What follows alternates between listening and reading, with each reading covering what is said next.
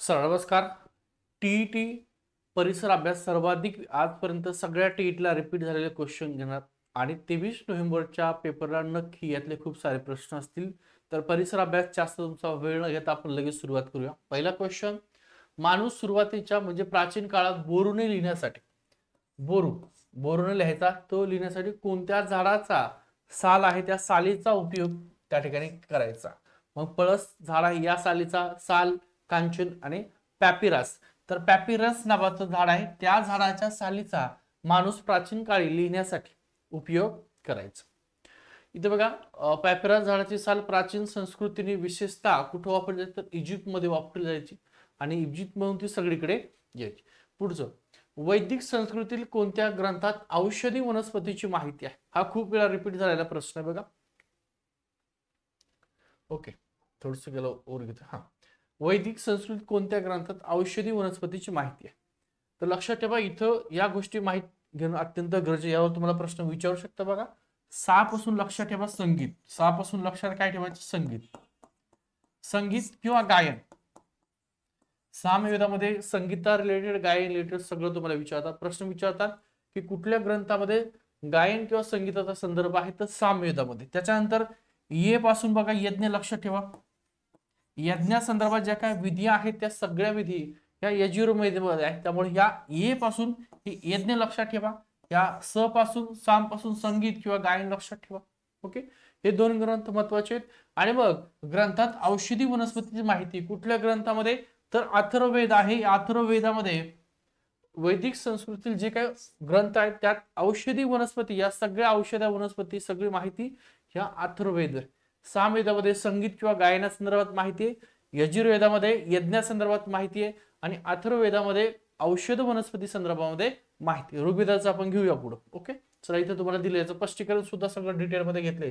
सर्वाधिक वेळा विचारलेले प्रश्न आहेत, खूप वेळा सर्वाधिक वेळा विचारलेले प्रश्न, याचं सगळं आपण डिटेलमध्ये काढलं. आता बघा, विधी, स्रोत आणि तात्विक संकल्पना अधिक लक्ष केंद्रित कशाला, अथर्ववेदामध्ये. उपचार, जादू आणि हर्बल औषधावर काय, उपचार, जादू आणि हर्बल औषधासह जीवनाच्या व्यावहारिक पैलूवर जोर देण्यासाठी ओळखलं जातं काय, अथर्ववेद. त्याच्यानंतर सामवेद आहे. साम म्हणजे संगीत, गायन. ठीक आहे, ब्रह्मदेवाने लिहिलं आहे असं म्हणतात काय, सामवेद. त्यानंतर खालचा प्रश्न बघा, बीजगणितात दिलेलं अल्जेब्रा हे नाव मूळचं कोणत्या भाषेत आलंय. 7 वेळेस प्रश्न रिपीट झालेला आहे. अल्जेब्रा हे जे नाव आहे बीजगणितातलं कुठल्या भाषेतलं आलेलं आहे, अरबी, ग्रीक, जर्मन, लॅटिन की अरबी भाषेतलं आलेलं. लक्षात ठेवा, कुठलं नाव आहे, अल्जेब्रा, ज्याला आपण म्हणतो बीजगणितातलं हे अल्जेब्रा, कुठल्या भाषेचं आहे, तर अरबी भाषेतून आलेलं आहे. थोडं लक्षामध्ये ठेवा, खूप वेळा रिपीट झालाय. पुढचा प्रश्न आहे, इतिहासाच्या संदर्भाने प्राक या शब्दाचा नेमका अर्थ कुठला आहे. ठीक आहे, परिसर अभ्यासात हे सगळे प्रश्न खूप वेळा विचार. प्राक हा शब्द दिलाय, हा खूप वेळा रिपीट झालेला आहे. या शब्दाचा नेमका अर्थ काय होता, तर प्राक याचा नेमका अर्थ पूर्वीचा. पूर्वीचा म्हणजे एखादी घटना ह्या अगोदर घडून गेलेली आहे, त्या घडून गेलेल्या घटनेला प्राक असं म्हणतात. काय म्हणतात, प्राक. आणि प्राक हा शब्द कुठल्या भाषेतला आहे, तर संस्कृत भाषेतून तो घेतलेला. संस्कृत भाषेतून हा प्राक शब्द घेतलेला आहे. ओके, एवढंच लक्षात ठेवा, जास्त काही नाही, कारण 23 नंबर तुमचा पेपर येणार. बघा, एखादी घटना किंवा घडलेला जो कालखंड आहे तो पूर्वी झालेला ते सांगण्यासाठी प्राक हा शब्द वापरला जातो. त्याच्यानंतर देवगिरीचं नामांतर करून दौलताबाद असं नाव ठेवणारं कोण आहे.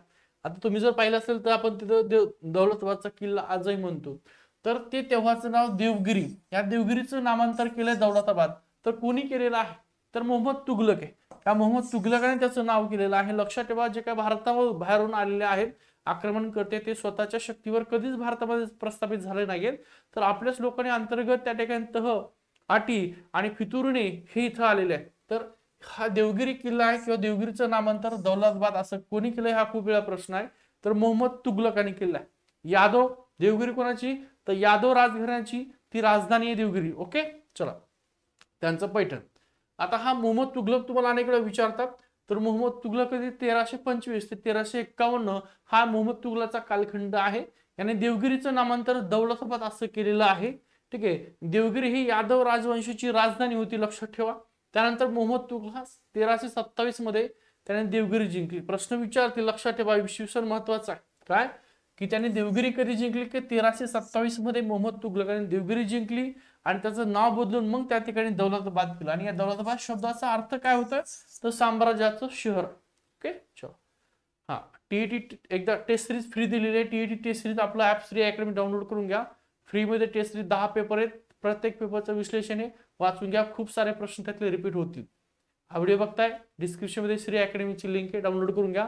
ही पीडीएफ तुम्हाला आपल्या टेलिग्रामच्या ग्रुपला मिळेल. टेलिग्रामचा ग्रुप सुद्धा दिलेला आहे. ओके जॉईन करा. आता गुरु ग्रंथ साहिब हा शिखांचा अत्यंत पवित्र ग्रंथ म्हणला जातो. तर खालील पर्यायात कोणाच्या रचनाचा समावेश या गुरु ग्रंथ साहिब मध्ये केलेला आहे. हा खूप वेळा रिपीट झालेला आहे सगळ्याच एक्झामला. तर गुरु ग्रंथ साहिब मध्ये कोणाची रचनाचा समावेश आहे तर लक्षात ठेवा संत नामदेव महाराज यांच्या रचनाचा समावेश आहे. आणि यांच्या गुरुद्वारा सुद्धा बांधलेला आहे. कुठं बांधलंय ते पण दाखवतो. ओके हा जास्त वेळ तुमचा घेत नाहीये. आणि हा एक प्रश्न लक्षात ठेवा, अलीकडेच हा प्रश्न खूप वेळा विचारून झालाय की महाराष्ट्राचे आद्य कीर्तनकार कोणाला म्हणून ओळखलं जातं तर नामदेव महाराज आहेत. संत नामदेव महाराजांना महाराष्ट्राचे आद्य कीर्तनकार म्हणून ओळखलं जातं. ओके चला तर त्यांनी राष्ट्रीय पातळी म्हणजे पंजाबमध्ये जाऊन ऐतिहासिक कार्य केले नामदेव महाराजांनी. आणि नामदेव महाराजांच्या दोह्याचा हा समावेश गुरु ग्रंथ साहिब मध्ये केलेला आहे. त्यानंतर पंजाब मधील एक ठिकाण आहे घुमान नावाचं. या घुमानमध्ये भगत शिरोमणी नामदेव महाराज यांच्या नावाने त्या ठिकाणी गुरुद्वारा देखील उभारला गेला आहे. कोणतं ठिकाण लक्षात ठेवा, घुमान नावाचं ठिकाण आहे.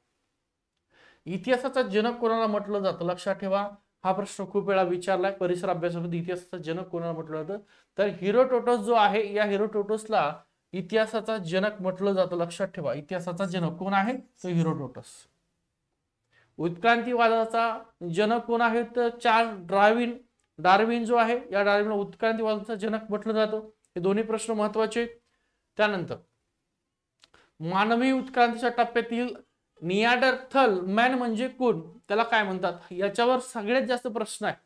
ओके काय आहे मानवी उत्क्रांतीचे जे काही टप्पे आहे टोटल 7 टप्पे आहेत मानवी उत्क्रांतीच्या. 7 टप्प्यातल्या कमीत कमी 3 टप्प्यावर तो तुम्हाला नेहमी प्रश्न. आता परिसर अभ्यासला कमीत कमी 2 प्रश्न तुम्हाला 23 नोव्हेंबरच्या पेपरला यात दिसतील. ओके मानवी उत्क्रांतीच्या टप्प्यातील निअँडरथल किंवा निअँडरथल मॅन म्हणजे त्या ठिकाणी कोण बुद्धिमान मानव शक्तिमान मानव. ठीक आहे आता याच्यावर सुद्धा तुम्हाला प्रश्न विचारता की ताठकण्याचा मानव कुठला तर हा बुद्धी शक्तिमान मानव आहे. कुठला निअँडरथल मॅन हा काय याला शक्तिमान मानव म्हणतात. एकूण जर पाहिलं असेल तर मानवी उत्क्रांतीचे टोटल टप्पे किती आहेत. टप्प्याचा जर विचार केला तुम्हाला प्रश्न विचारला तर टोटल 7 टप्पे आहेत मानवी उत्क्रांतीचे. 7 टप्पे त्यातला हा एक निअँडरथल मॅन आहे. ओके आता बघूया एक एक टप्पा जर पाहिला असेल तर बघा ड्रायओपिथेकस हा पहिला मानव आहे उत्क्रांतीमधला. दुसरा रामपिथेकस आहे. तिसरा ऑस्ट्रेलोथेकस आहे. आणि होमो हॅबिलस आहे त्याला सक्षम माणूस म्हणतात. आणि इकडे बघा होमो इरेक्स ताटकण्याचा जो मानव आहे प्रश्न विचारता खालीपैकी ताटकण्याचा मानव कुठला आहे तर तो आहे होमो इरेक्स. ठीक आहे इथं दिलंय तुम्हाला एक सेकंड बघा. सुमारे 1.9 दशलक्ष वर्षापूर्वी विकसित झाला आहे आणि 1,43,000 वर्षापूर्वी तो विलुप्त झालेला आहे. त्याच्यानंतर होमोसेपियन ज्याला आपण म्हणतो आताचा प्रश्न त्याला नवीन मानवी प्रजाती सुद्धा म्हटलं जातं. बघा हा मजबूत आणि शक्तिशाली होता. होमोसेपियन त्याला ज्ञानी पुरुष म्हणतात. त्यालाच होमोसेपियनला आधुनिक मानव म्हटलं जातं. तसं जर काळ पाहिला असेल तर 5,50,000 ते 7,50,000 हा वर्षापूर्वीचा झालेला कुठला आहे होमोसेपियन. आधुनिक मानव म्हणून त्याला ओळखलं जातं. आणि आधुनिक मानव होमो वंशातील एकमेव जिवंत प्रजाती आहे आणि सर्व क्षेत्रात तो रोज नवीन शोध लाभत आहे. कोण आहे होमोसेपियन हा 7 नंबरचा आहे. त्यानंतर पाहिलं असेल तर 6 नंबरचा होमोसेपियन निअँडरथेलनिसिस असं म्हणतात. ठीक आहे त्यानंतर हा होमो इरेक्ट्स हा 5 नंबरचा जो काय आहे बघायचं. होमो इरेक्ट्स हा आधुनिक मानवाच्या पूर्वजापैकी एक होता. त्याच्याकडे ताटकणा मग प्रश्न तुम्हाला पुढे विचारणार आहे. ताटकणा मोठा मेंदू आणि 2 पायावर चालण्याची क्षमता होती. ते आफ्रिकेमध्ये सुमारे 1.9 दशलक्ष वर्षापूर्वी. मग हा पण प्रश्न तुम्हाला टीईटीला विचारलाय की खालीलपैकी 7 जे काही उत्क्रांती आहेत मानवाच्या त्यातला ताठकण्याचा मानव कुठला आहे सुरुवातीला, तर तो आहे होमो इरेक्ट्स, त्यालाच उभा माणूस सुद्धा म्हणतात. ओके, चला पुढचा प्रश्न घेऊया. इतिहासाच्या संदर्भाने पुरा या शब्दाचा नेमका अर्थ काय? आता पुरा या शब्दामध्येच दिलेला आहे. पुरा म्हणजे काय? पुरातन. ठीक आहे, जुन्या काळातील किंवा जुने. पर्याय क्रमांक 3 त्याचं उत्तर आहे. काय आहे? पुरा हा शब्द दिलाय. पुरा या शब्दाचा नेमका अर्थ काय? तर जुने, जुने, जुना. ठीक आहे, प्राचीन असं बी म्हणू शकता तुम्ही त्याला. पुरातन काळातील पुरा हा शब्द, त्याचं स्पष्टीकरण दिलेलं आहे. हरकत नाही. आपलं टेलिग्रामचं ग्रुप जॉईन करा, तिथं ही पीडीएफ तुम्हाला मिळून जाईल. मध्ययुगीन कालखंडात लिहिला गेलेला ग्रंथ खालीलपैकी कोणता आहे? कालखंड लक्षात ठेवा, लक्षात ठेवा. मध्ययुगीन कालखंड तुम्हाला दिलेला आहे. नाट्यशास्त्र, ठीक आहे, पंचतंत्र आणि अर्थशास्त्र हे सगळ्यात जास्त वेळा तुम्हाला विचारलेले, आणि तीनही प्राचीन काळातील ग्रंथ आहेत. कुठले आहेत? प्राचीन. हा पण प्राचीन काळातील आहे, हा पण प्राचीन काळातील आहे. आणि सगळ्यात जास्त हे 3 ग्रंथ खूप वेळा विचारलेला आहे. आणि मध्ययुगीन कालखंडातला रामचरितमानस हा ग्रंथ आहे. आता हे 4ही ग्रंथ कोणी लिहिले यावर सुद्धा तुम्हाला टीईटीला प्रश्न आहे, त्याचे सुद्धा आपण स्पष्टीकरण बघूया. बघा इथे जर पाहिलं असेल, हा गोस्वामी तुलसीदास यांनी 16व्या शतकामध्ये त्या ठिकाणी रामचरितमानस लिहिलं. कधी? 16व्या शतकात रामचरितमानस लिहिलंय. त्यानंतर नाट्यशास्त्र हे कोणी लिहिलंय? हा खूप वेळा प्रश्न विचारला. नाट्यशास्त्र सुद्धा लक्षात ठेवा. नाट्यशास्त्र कोणी लिहिलं? तर भरत मुनी यांनी लिहिलेलं आहे. ठीक आहे, प्राचीन काळातील ग्रंथ लक्षात ठेवा काळ. त्यानंतर पंचतंत्र हा खूप वेळा विचारलेला आहे. विष्णू शर्मा यांनी लिहिलेला आहे, तो सुद्धा प्राचीन काळातला आहे. आणि या ग्रंथामध्ये नीतिशास्त्रातील कथांचा संग्रह दिलेला आहे. त्यानंतर अर्थशास्त्र हे तर तुम्हाला सगळ्यालाच माहित असलेला ग्रंथ आहे. अर्थशास्त्र कोणाचा आहे? तर चाणक्य यांनी त्या अर्थशास्त्रामध्ये राजकारण आणि अर्थशास्त्रातील जे काही नीतिशास्त्र आहे त्याच्यावरती भाष्य केलेलं आहे. त्यामुळे हे 4ही अत्यंत महत्वाचे आहेत. रामचरितमानस कोणाचा आहे? गोस्वामी तुलसीदास यांनी लिहिलेला आहे. यावर तुम्हाला नक्की एक प्रश्न 23 नोव्हेंबरच्या पेपरला 100% दिसल. ओके, चला पुढचा आहे. मानवी उत्क्रांतीच्या ताठकण्याचा माणूस खालील पर्यायातील कोणता आहे? आताच तुम्हाला सांगितलं ताठकण्याचा माणूस. 5 नंबरचा जो उत्क्रांतीचे टोटल 7 टप्पे आहेत त्यातला मानवी उत्क्रांतीतील ताठकण्याचा माणूस खालीलपैकी कोणता आहे? ठीक आहे, तर Homo sapien, homo erects. Homo erects हा ताठकण्याचा मानव आहे मानवी उत्क्रांतीच्या 7 टप्प्यातील. ठीक आहे, हा पण टीईटीला सगळे विचारलेले क्वेश्चन. आता शिवकाळातले सुद्धा तुम्हाला 2 प्रश्न विचारतील टीईटीला. परिसर अभ्यासाला लक्षात ठेवा. शिवकाळात हिंदवी स्वराज्याचा किंवा हिंदवी साम्राज्याचा प्रदेश नसलेला ठिकाण खालीपैकी कुठला आहे? नसलेलं म्हटलेलं आहे. कुठलं ठिकाण नाहीये म्हणजे कर्नाटकातील बेळगाव हा त्यावेळेस स्वराज्याचा किंवा साम्राज्याचा हिंदवी भाग होता. कारवार आणि धारवाड हा सुद्धा भाग होता. तामिळनाडूतील वेल्लोर हे सुद्धा होतं. मैसूर आणि मथुराई हे 2 प्रदेश स्वराज्यामध्ये नव्हते, लक्षात ठेवा. ओके, दिले. त्यानंतर छत्रपती शिवाजी महाराज हे आपल्या सहकार्यांना उद्देशून बोलत आहेत असा प्रसंग कल्पून कोणी काव्यरचना केलेली? लक्षात ठेवा. शिवराज नावाने काव्यरचना आहे. कोणी काव्यरचना केलेली आहे? काय प्रसंग? छत्रपती शिवाजी महाराज हे आपल्या सहकार्यांना उद्देशून बोलत आहे. तर कोणी? सुब्रमण्यम भारती यांनी तशी रचना केली. त्यांची कविता आहे. त्या कवितामध्ये बघा शिवराज नावाची त्यांनी कविता लिहिली आहे, ज्यामध्ये छत्रपती शिवाजी महाराज हे आपल्या सहकार्यांना उद्देशून बोलत आहे अशी त्यांनी रचना त्या ठिकाणी केलेली आहे. पुढचा, मध्ययुगीन भारताचे पहिले आरमार दळ कोणत्या शतकात मध्ये उभारले गेले? आणि आरमार दल प्रमुख सुद्धा. पहिलं आरमार दल कोणत्या शतकामध्ये उभारलं गेलेलं आहे मध्ययुगीन भारताचं? तर 17व्या शतकात. लक्षात ठेवा 17व्या शतकात. यावर 2 प्रश्न टीईटीला विचारले. 2दा हा प्रश्न रिपीट झालाय टीईटीला. दिला 2 वेळेस टीईटी भरतीला हा प्रश्न त्या ठिकाणी रिपीट झालेला आहे. ओके, चला 17व्या शतक लक्षात ठेवा. पुढचा प्रश्न घेऊया. आरमार म्हणजे युद्ध नौकाचा समूह. अनेक युद्ध नौका ज्या ठिकाणी एकवटले जातात त्याला आरमार दल म्हणतात. इंग्रज, पोर्तुगीज, सिद्धी, डच यांच्याकडे प्रबल असं आरमारी दल होतं. यांच्यापैकी काही लोक समुद्र किनाऱ्यावर असणाऱ्या गावांची लुटमार करत आणि तेथील लोकांना त्या ठिकाणी छळ करत आणि मग छत्रपती शिवरायांनी सागरी शत्रूंचा कायमचाच आपल्याला बंदोबस्त करायचा आहे म्हणून स्वतःच आरमारी निर्माण केलं आणि मग स्वतंत्र आरमार त्या ठिकाणी काय झालंय? निर्माण केलेला आहे.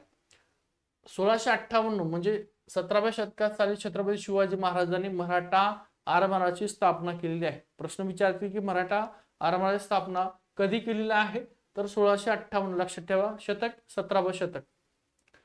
छत्रपती शिवरायांनी अष्टप्रधान मंडळातील प्रधानांना त्यांच्या कामाचा मोबदला कोणत्या स्वरूपात दिला, तर लक्षात ठेवा, रोख पगार छत्रपती शिवाजी महाराज द्यांचे त्यांना. ठीक आहे, कुठलंही इनाम जे आहे ते पूर्णपणे छत्रपती शिवाजी महाराजांनी बंद केलं होतं. रोख पगार सैन्याला दिलं जायचं. शिवाजी महाराजांच्या राज्याभिषेक प्रसंगी श्री राजा शिवछत्रपती ही अक्षरे कोरलेले कोणते नाणे पाडण्यात आले? कधी? लक्षात ठेवा, शिवाजी महाराज राज्याभिषेक प्रसंगी श्री राजा शिवछत्रपती ही अक्षरे कोरलेले कोणते नाणे पाडण्यात आले, तर लक्षात ठेवा, सोन्याचे होन नाणे आणि त्या ठिकाणी चांदीचे नाणे. कुठले? तर शिवराय, चांदीचे शिवराय. यावर सुद्धा प्रश्न. चांदीचे शिवराय आणि सोन्याचे होन. ओके, हे दोन लक्षात ठेवा. त्यानंतर शिवरायांच्या अष्टप्रधान मंडळातील कोणाला युद्धप्रसंगी लढावी करावी लागत असते? अष्टप्रधान मंडळामध्ये खालीलपैकी कोण असे आहेत या पर्यायामध्ये ज्यांना लढावी सुद्धा करावी लागत असेल? कधी? वेळ प्रसंगी. ठीक आहे, युद्ध प्रसंगी जर असेल तर अमात्य आणि सचिव हे दोन जे आहेत बघा, अमात्य आणि सचिव हे दोन जे आहेत यांना युद्ध प्रसंगी ज्यावेळेस खरंच गरज आहे त्यावेळेस लढाई सुद्धा करावी लागत असेल, बाकी विचार नाही. मग अष्टप्रधान मंडळामध्ये त्यांचं नाव काय आहे, कामं कुठली आहेत, यावर तुम्हाला एक प्रश्न 23 नोव्हेंबरच्या पेपरला नक्की असणार, यात काही शंका नाहीये. त्यामुळे लक्षात ठेवा, हे तुम्हाला अष्टप्रधान मंडळ माहित असणं अत्यंत गरजेचं आहे. ओके, चला बघूया आपण. हे सगळे पाठ करून ठेवा, हरकतच नाहीये. प्रधान पद दिलं इथं, प्रधान त्यांचं काम. प्रधानाचं काम काय? राज्यकारभार चालवणं हे प्रधानाचं काम आहे. कोण होतं प्रधान? तर मोरो त्रिंबक पिंगळे. त्यानंतर रामचंद्र निळकंठ मुजुमदार अमात्य या पदावर होते. अमात्याचं काम काय? राज्याचा जमा खर्च पाहणं हे अमात्याचं काम आहे. त्यानंतर सेनापती कोण होतं? तर हंबीरराव मोहिते सेनापती होतं. त्यांचं काम काय? तर सैन्याचं नेतृत्व करणं हे त्यांचं काम होतं.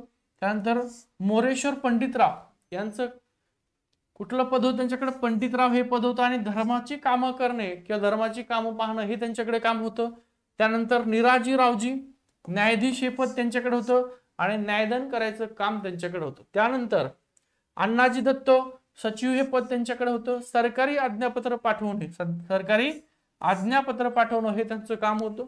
त्यानंतर दत्ताजी त्रिंबक वाकनीस मंत्री काय काम? तर पत्रव्यवहार सांभाळणे यांच्याकडे होतं. आणि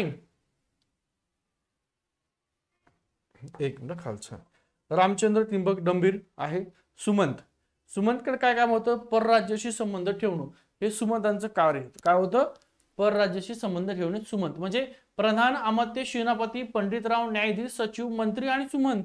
यावर तुम्हाला लक्षात ठेवा, प्रश्न 23 नोव्हेंबरच्या पेपरला एक नक्की असणार आहे.